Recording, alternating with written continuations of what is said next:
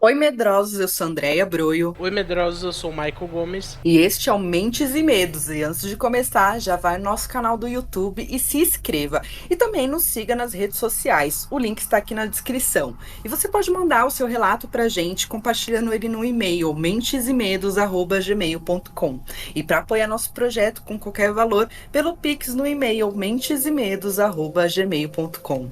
E qual que é o nosso tema de hoje, Má? O caso de Amityville. É, o caso de MTV é uma história super conhecida, tá? Principalmente para quem tá aí no universo do terror, do horror, todo mundo já ouviu falar dessa história. E é uma história bem peculiar, porque acabou envolvendo mais de uma família, envolveu os Warren também. Então, assim, hoje a gente vai discutir um pouco sobre esse caso assombroso que rolou na casa de MTV e todas as nuances que teve, né? Teve situação aí de espíritos, de fotos. É muito interessante, gente. E a história de MTV, sem dúvida, é uma das mais famosas de episódios do horror da vida real, né? E esse caso, gente, ele é tão popular que inspirou mais de 25 filmes de terror no cinema, olha só. Incluindo o Horror de MTV, de 1979, e também teve o remake de 2005 e o filme Invocação do Mal de 2016. E os assassinatos em MTV, eles foram uma série de 6 assassinatos que ocorreram no dia 13 de novembro de 1974, na casa da família DeFeo, em MTV, em Nova York. As vítimas foram Ronald DeFeo, de 43 anos, Louise DeFeo, de 42 anos, Dawn DeFeo, de 18 anos, o Alisson DeFeo, de 13, o Mark DeFeo, de 12 e o John Mitchell, de 9 anos. O Ronald DeVeo Jr., de 23, foi o único sobrevivente desse massacre.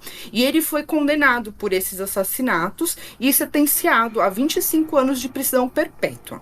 Os assassinatos de MTV atraíram a atenção do público devido à natureza brutal desses crimes, né, e subsequente à história de assombração que se passou nesse lugar. E você já ouviu falar aí alguma coisa mais sobre essa casa aí de MTV e o caso que aconteceu lá? Eu vim ter conhecimento desse caso, acho que eu tinha uns 12 anos. Foi quando eu assisti o remake, né, do filme. A princípio eu não sabia que era inspirado num caso real, né, toda a história da casa. Aí depois disso eu fui ter conhecimento, aí soube mais da história aprofundada, né, da história real que se passou desse crime. E é uma história bem bizarra, né? Eu tava até pesquisando, né, eu já tinha assistido o filme de 2005, aí eu fui atrás de assistir o de 79, né, para dar um parecer que eu nunca havia visto. Aí eu tava vendo como tem filmes sobre assim, usando o nome MTV, não precisa ser um filme super caro assim. Tanto filme Sim. trash que tem sobre É, MTV, que é engraçado porque tipo é um crime que chocou, né, todas as pessoas mortas por um próprio parente da família. E tem toda essa história, né, de assombrações, mas eu não vejo assim como ela se destaca mais que outras, sabe, assim. Eu sim. não vejo todo esse glamour porque tem tanta coisa sobre MTV, são Tem. filmes, são documentários, e eu não acho assim que é uma coisa legal assim essa parte sobrenatural e tal, mas eu gostaria assim de ver o porquê de tanto esse alvoroço, sabe, em cima dessa história. Acho que é superestimado. É, assim, é claro, né? Bizarro todo esse lance do crime real que aconteceu, do que supostamente teria levado ao cara assassinar a família inteira, né? E todos Uhum. esses relatos sobrenaturais da casa, eu acho assim muito estranho, sabe? Eu não sei porque o povo encanou com tudo isso.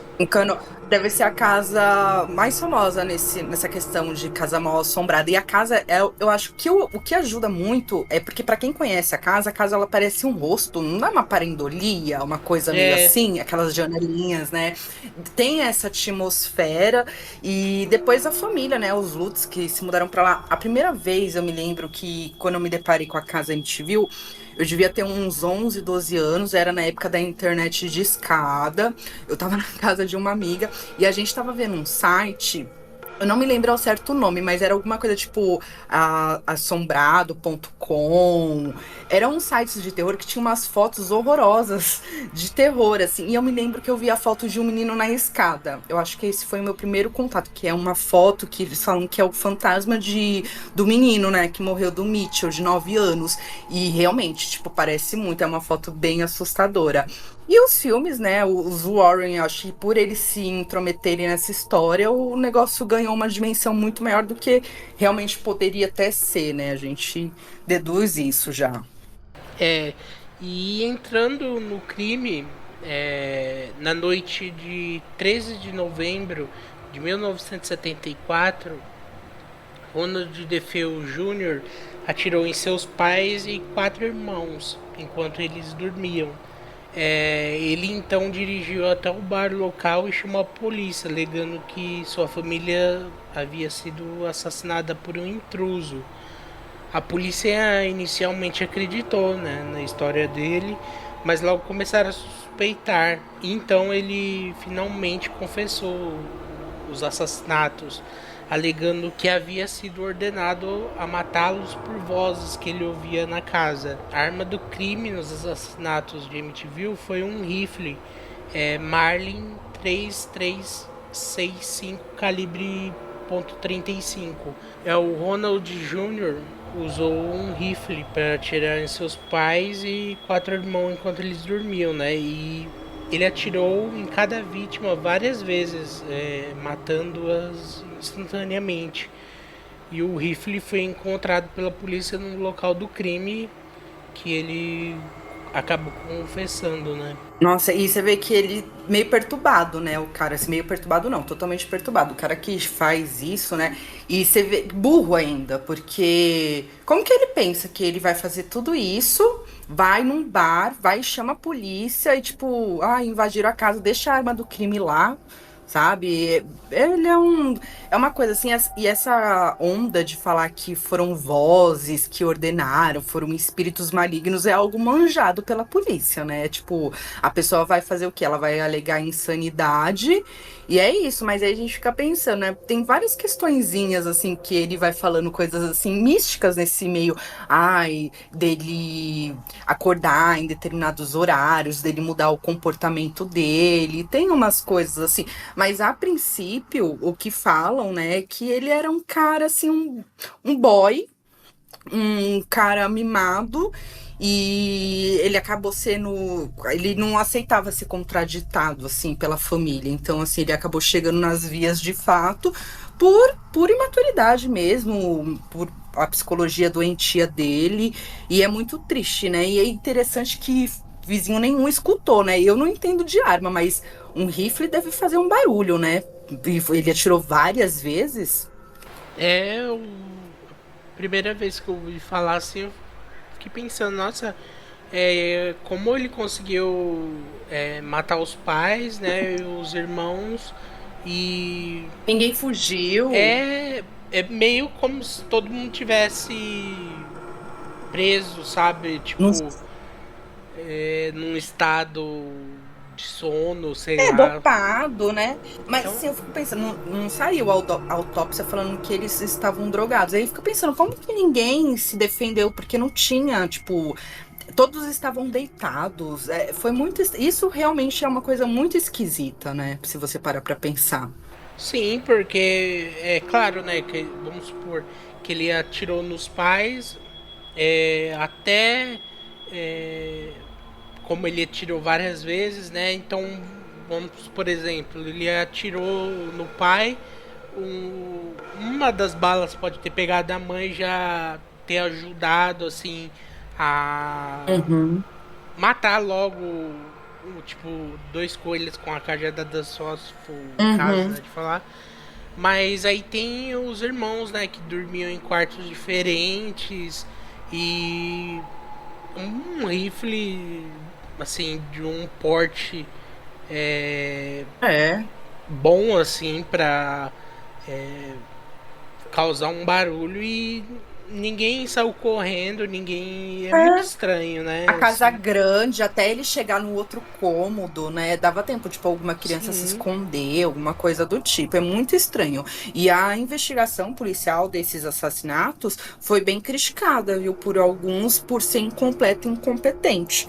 2 anos depois, foi o julgamento e o advogado dele alegou que ele sofria de insanidade, né? O que é básico. E o réu disse que uma voz demoníaca o acordava todas as noites, adivinha que horas? Às 3h15 da manhã. E ele falava que essa voz dizia para ele: mate sua família. Até o dia que ele não conseguiu resistir a esses pedidos. Ele estava já muito perturbado com isso. E durante o seu julgamento, o advogado de defesa disse, né, que ele estava sofrendo de transtornos mentais. E em virtude disso, dessas vozes que ele ouvia na sua cabeça, que influenciou ele cometer esse crime. E um psiquiatra até chegou a avaliar e constatou que ele sofria de um transtorno de personalidade antissocial, que é diferente de esquizofrenia. A gente até imagina assim, esquizofrenia, o cara tá delirando, né? Seria até mais comum, mas transtorno de personalidade, né? Tipo, eu acho que já é uma coisa mais psicopática, não é de delírio, sabe? E, no entanto, o especialista ele garantiu que o jovem sabia exatamente o que ele estava fazendo quando ele matou sua família. E dessa maneira, o Ronald Jr. ele foi declarado culpado e, por conta dos 6 homicídios, ele pegou 6 penas consecutivas de 25 anos cada. Por isso que eu falei que ele pegou 25 anos de prisão perpétua, né? Porque no caso foram 25 de cada. Meu bem, é uma prisão perpétua, ele nunca mais sai, né? É nada mais justo, né? É. Fazer um crime brutal desse com os próprios pais, irmãos, e ainda criança, né? Ele era mais velho e fez tudo isso com É. os irmãos mais novos que supostamente ele deveria proteger, né? É uma coisa bizarra, assim. Indefesos. Hoje em dia, é claro, né? Já se passou mais de 40 anos aí. A gente vê que tem casos mais graves, né? Que já aconteceram depois desse, mas você pensar pela época, né? 1974, você acordar, ler no jornal, ver na televisão sobre esse crime deve ser uma coisa bem que bate, né? Assim, E era uma área rica, né? Eles eram bem de vida, assim, só tinha gente com dinheiro que morava ali. Eles devem ter ficado, assim, passados, né, com o que aconteceu. e a vida do Ronald Jr. antes do crime, né? Depois dele fazer essa desgraça com a família, desde criança ele sofria abuso dos pais. Como era mais velho da família, inclusive, acabou sofrendo os efeitos dessa violência com mais intensidade do que os irmãos. Assim, para lidar com os transtornos do filho, tentavam compensar com bens materiais, como presentes e dinheiro. Em seu aniversário de 14 anos, por exemplo, ele ganhou uma lancha de presente. Nossa. Como é bem estranho, né, assim, para um moleque de 14 anos. É. Como ele se acostumou a ganhar dinheiro, ele começou a roubar dos próprios pais quando não tinha o que pedia. Aos 17 anos, os problemas escalaram para outro nível quando ele foi expulso após repetidos episódios de agressão e uso de drogas. E o Ronald Jr. ele era usuário de LSD e heroína, que São drogas É droga pesada, pesadíssimas, é. né? E se a pessoa já tem uma tendência psicológica aí, só agrava, né? É, se ele tinha uma pequena doença mental, né? Eu acho que isso pode Uhum. acabar agravando o problema. O seu lado psicopata se destacou. Diante de uma briga dos pais, o Ronald Jr. pegou uma espingarda e apontou para o rosto do pai e disparou a arma, no entanto, não tinha munição. Em uma das versões que ele deu para o crime de Amityville, ele atribuiu a ideia de matar os pais à irmã Dawn. Segundo ele, a garota também sofria com o abuso deles e se revoltou após os pais não deixarem ela viajar com o namorado. Após o julgamento de Amityville, depois da condenação, o Ronald Jr. não teve direito de herdar a casa da família. Assim, ela foi colocada à venda e comprada por George e Cat Lutz. O casal se mudou para lá com 3 filhos, mas precisou abandonar o local pouco tempo depois. É, esse negócio aí de, ai, sei lá, ele sofria abuso, a irmã também sentia que sofria abuso, ai, o que que é abuso também, né? Tipo, o que que é abuso pra eles? Às vezes não dá alguma coisa, pode ser um abuso pra eles, tipo, a Susana Richthofen mesmo, na cabecinha dela ela sofria abuso dos pais, sabe? Então, assim, eu acho que é mais ou menos nessa linha, são pessoas mal acostumadas mesmo, e agora, essa coisa da irmã dele participar é algo que ele foi levantado, né? Só que eu não sei se eu acredito que em algum momento eles chegaram a conversar sobre isso. Eu acho isso bem esquisito, sabe?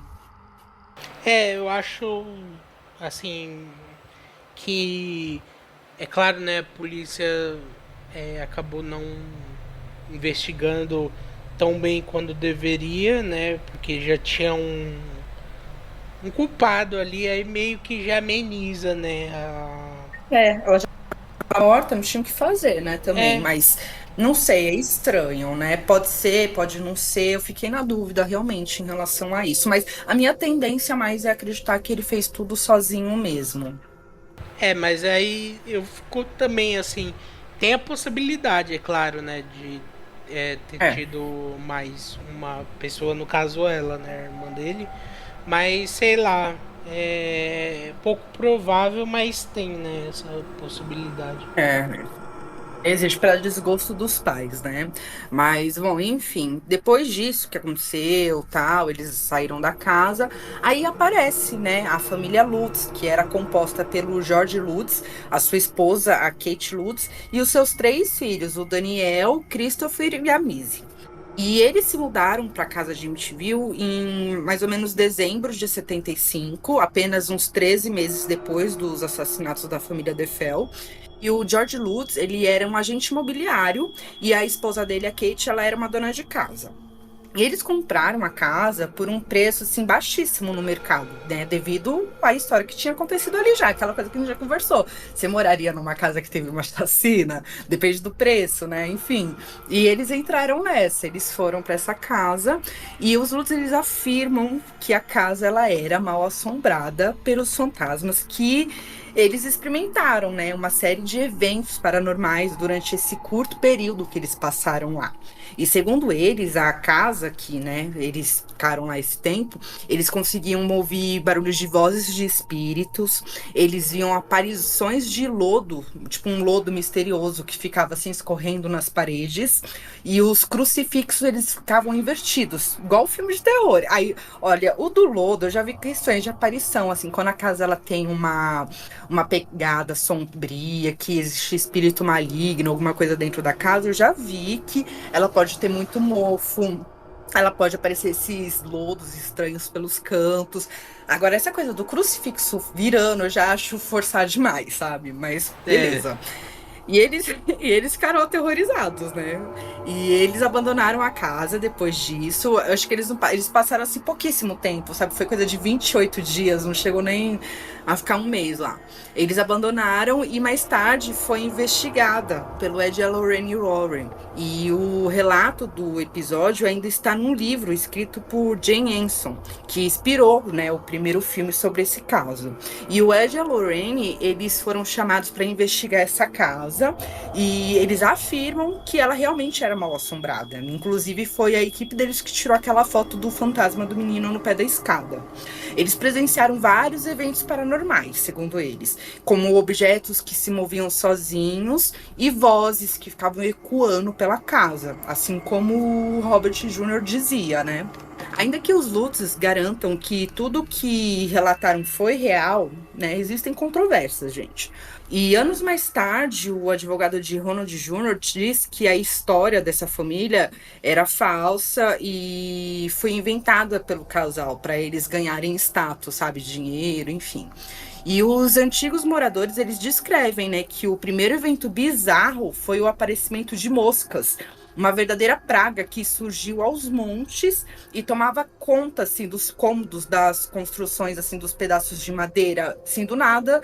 Eles tava normal, quando eles voltavam pro cômodo, tinha, tipo, um monte, assim, de moscas. E realmente falam, né, algumas pessoas que é um mau sinal, isso é um... Existe até um demônio, né, que ele tem essa pegada de ser o senhor das moscas. Mas também, assim, gente, as casas americanas, elas têm muita questão do forro, né? E tem muito bicho lá, tipo esquilo, esses animais, assim, que entram, eles ficam no vão. Pode muito bem morrer ali e ali impregnar, né? Um monte de bichinho também, suponho eu, não sei. Bom, e há também os relatos dos pontos frios nos quartos e nos corredores. Isso sem contar os cheiros estranhos. Às vezes era de perfume e outras vezes era de excremento. Os barulhos de solavanco à noite também ajudavam a reforçar, né, mais esse evento clichê deles. Algo místico foi notado depois que o casal George e Kate se mudou para lá. E George tinha um sono cada vez mais desregulado. E ele estava sempre acordando. Que horas, gente? Que horas? Às 3h15 da manhã. Era como se ele recebesse um chamado para despertar nessa hora, ele falava. E os Lutz também relataram objetos voando pela sala. As paredes escorriam, né? Aquele lodo verde, os crucifixos ficavam de ponta cabeça. E o George até mesmo encontrou uma sala vermelha escondida num porão. Assim que os Lutz chegaram em MTV, um padre católico foi fazer questão, né? Fez questão de abençoar o imóvel recém-adquirido pela família, mas parece que não adiantou nada, né? Sim, não sei. Eu tenho minhas dúvidas. Eu acho que podem ter acontecido coisas, mas óbvio, falam que tudo foi um pouquinho mais aumentado, sabe, pelo Ed e a Lorraine. É, é, na época, né, eles estavam bastante famosos já. E é claro que assim, eu gosto bastante das histórias dos Warren. Gosto bastante do que eles se tornaram assim no cinema, né, com os filmes do A Conjuração do Mal. Mas a gente não pode deixar também de ver, né, que eles levavam muita coisa assim pro caso para, é claro, gerar burburinho, né, e tal. É, a gente pode acreditar no que eles falaram, tudo, mas é claro que eu vejo assim, né, no meu caso, eu acredito que eles aumentaram algumas coisas assim sobre esse É, caso, porque é, é uma coisa, virou meio que um show business pra eles, né? Fica tudo muito maior. Assim, eu fico pensando numa situação, a família, pô, você acaba de comprar uma casa, você se muda pra lá com uma renca de filho. Você também não quer traumatizar, sabe, seus filhos. É um pouco complicado. E, pô, que família também que vai se mudar pra uma casa, comprar e não ficar nem um mês na casa, sair correndo, sabe, no meio da noite, de roupa do corpo, sabe? É realmente demonstra certa aflição da parte deles. Mas pode ser, sim, que tenha acontecido. Eu acredito que tenha acontecido alguma coisa. Essa coisa das moscas, eu acho que realmente pode ser. Tem uma pegada energética, porque por mais que existam pessoas que não acreditem, né, que sejam mais céticas, a energia que rolou nesse lugar foi muito forte. Foi uma energia de uma destruição de uma família. Ele foi um aniquilador de famílias. Tem energia negativa mais forte que isso, sabe? Tipo, destruir a família, que é tão sagrada.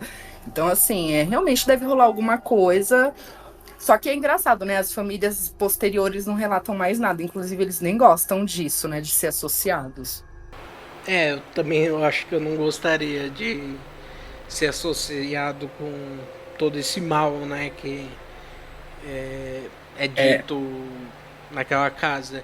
E o Jorge e a Kate ficaram apenas 28 dias no local e fugiram aterrorizados de lá, junto com os 3 filhos, né? A sensação de medo era tamanha que eles só levaram a roupa que vestiam.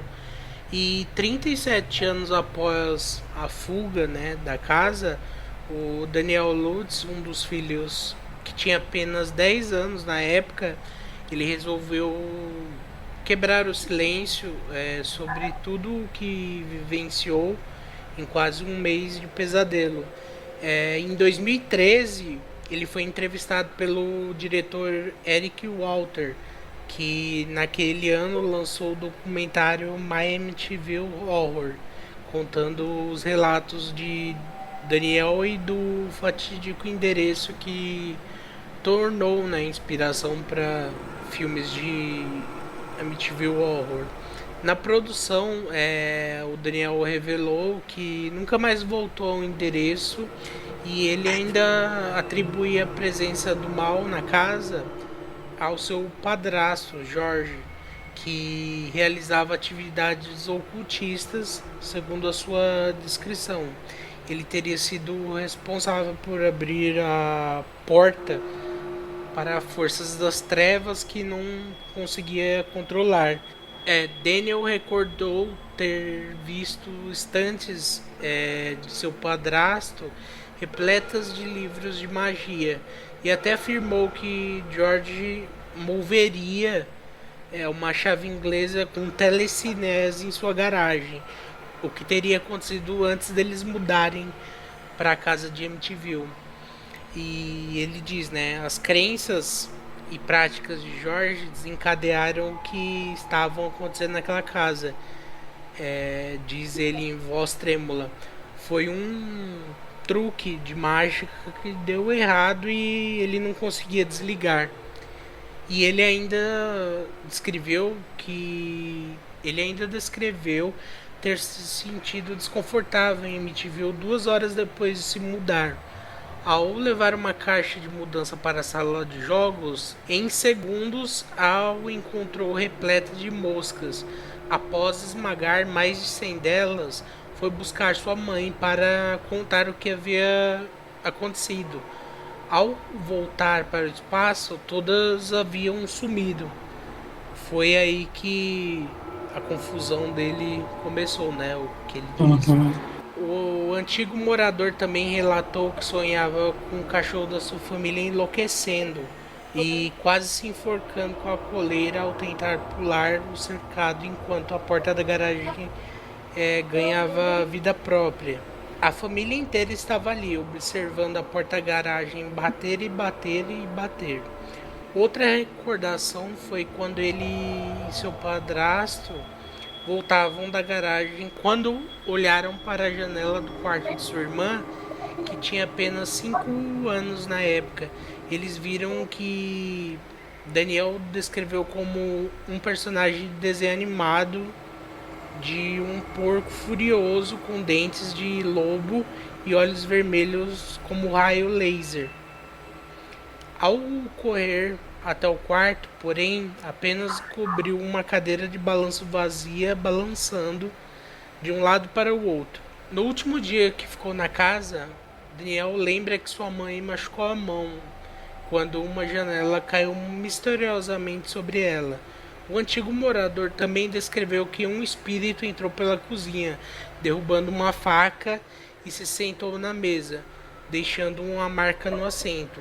Em um de seus relatos, o George Lutz contou que naquela mesma noite viu o rosto de Cat se transformar temporariamente na face de uma velha e que mais tarde ele ainda levitou na cama. E o Daniel, que dividia o quarto com seu irmão Christopher, afirmou que eles também compartilharam uma experiência de levitação em suas camas. Nós dois acordamos com os pés batendo um no outro e batendo no teto, diz o Daniel. É, são relatos interessantes, assim. Eu não gosto muito da ideia que ele fala assim, e o meu padrasto, ele tava mexendo com ocultismo e tal, porque os Warren, tem uma coisa que eu não gosto nos Warren, que é isso. Tudo eles colocam culpa, tipo, se você lê tarô, você vai atrair, tudo pra eles vai atrair, entendeu?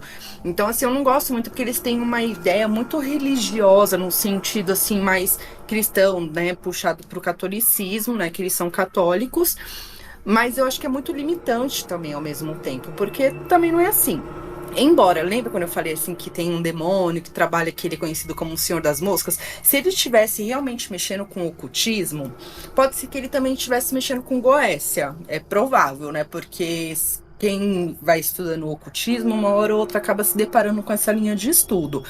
E Goécia, você evoca, né, os daimons, que, né, algumas pessoas, o nome é daimon, mas as pessoas chamam de demônios, né? E entre esses demônios tem esse Senhor das Moscas também, né? Então, é, é uma coisa que pode acontecer. Agora, dele ter um monte de livro também. Se for chegar aqui em casa ou for olhar minha estante, vocês também vão achar um monte de livros. Inclusive, eu sempre quero adquirir mais, porque eu adoro esse tipo de literatura. Não sei, pode ser uma pessoa impressionada. Mas uma coisa que ele falou assim, que no primeiro dia que ele chegou, ele já se sentiu mal, ele já, né, viu uma coisa estranha.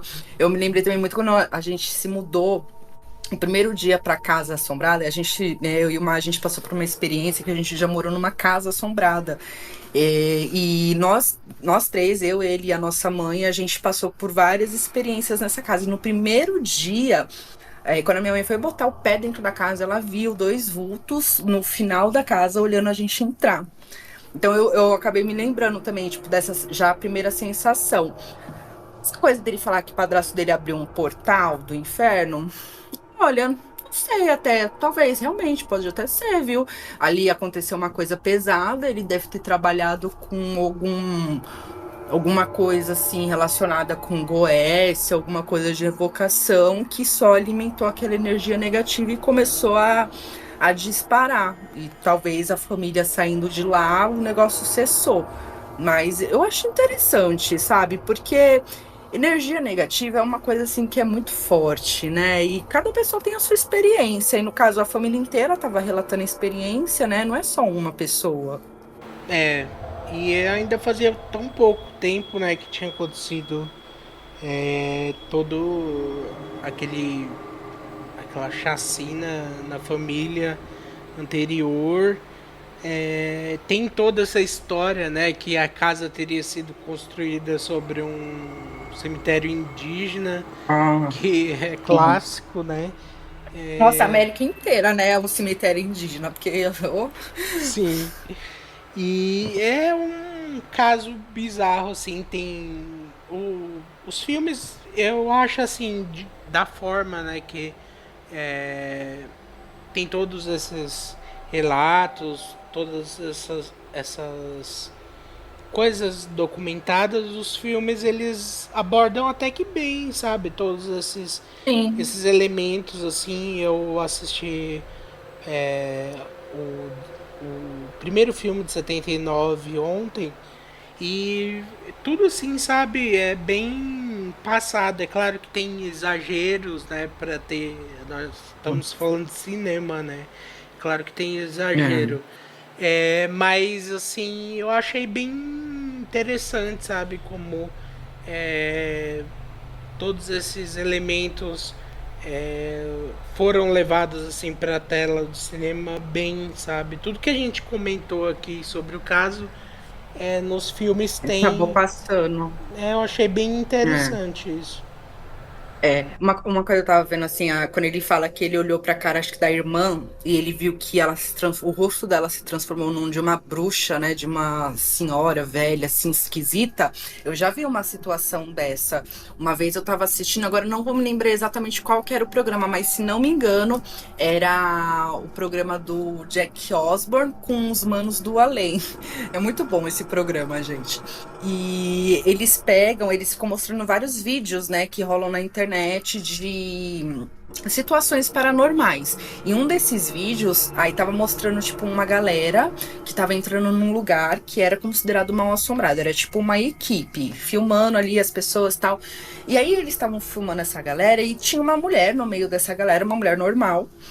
Gente, do nada, a mulher virou assim o rosto dela começou a se deformar na frente da câmera. Ela mudou a fisionomia dela, o nariz dela, a boca dela começou a escancarar, tipo, pros lados, assim. E não era montagem, gente, não era montagem. Tipo, é como se. Parece até que o espírito entrou nela e pegou a forma, assim, sabe? Deformou o rosto da mulher pra ficar parecido com o dela. A boca da mulher escancarou.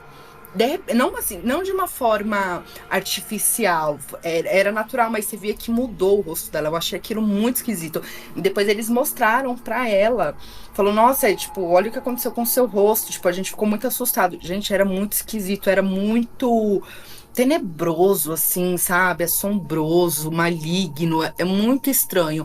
E tem essa coisa, né? Tipo, de mudar a fisionomia mesmo. Você vê que se o espírito não entrou pelo menos perto, ele tá ali influenciando de alguma forma ao ponto de alterar a sua fisionomia, sabe? É muito louco isso.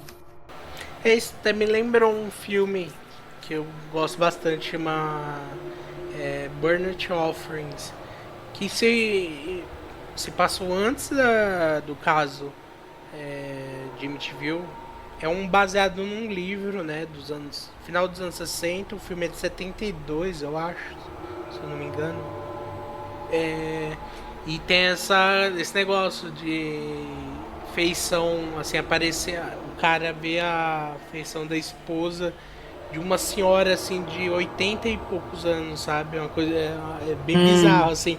Eu curto bastante esse filme, por isso que eu tô comentando, que me lembrou essa cena, assim. E eu também já vi um vídeo, eu não lembro sobre o que era, se era uma casa que era assombrada, que estavam fazendo um tour, um negócio, mas o rosto da mulher também acabou se virando uma coisa bizarra, assim, e eles mandaram pelo rádio falando que o rosto dela tava estranho, se ela tava sentindo alguma coisa diferente. E é Uhum. muito bizarro, assim, essas deformações que É, acontecem, é assim. muito louco. Nossa, tem um que eu tava vendo esses dias que é um canal de um macumbeiro, né? E aí ele trabalha com magia pesada, assim, sabe? E ele fala abertamente sobre isso, é a linha dele, e ok. E aí a mulher tava falando num depoimento que uma vez eles estavam dormindo e ela olhou pra ele, o rosto dele se transformou numa coisa horrível. Ela falou que era tipo um bicho muito feio, tipo um demônio mesmo, sabe?